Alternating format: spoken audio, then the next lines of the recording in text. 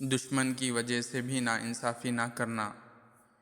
یا ایھا الذین آمنوا کونوا قوامین للہ شہداء بالقسط ولا يجرمنكم شنآن قوم على ألا تعدلوا اعدلوا هو أقرب للتقوى واتقوا الله ان اللہ خبیر بما تعملون۔ ترجمہ: اے ایمان والو، اللہ کی خاطر ثابت قدم رہتے ہوئے انصاف کی گواہی دینے والے بن جاؤ، اور کسی قوم کی دشمنی تمہیں ہرگز بے انصاف پر آمادہ نہ کرے۔ ہمیشہ انصاف کرو کہ یہی تقوی سے قریب تر ہے، اور اللہ سے ڈرتے رہو۔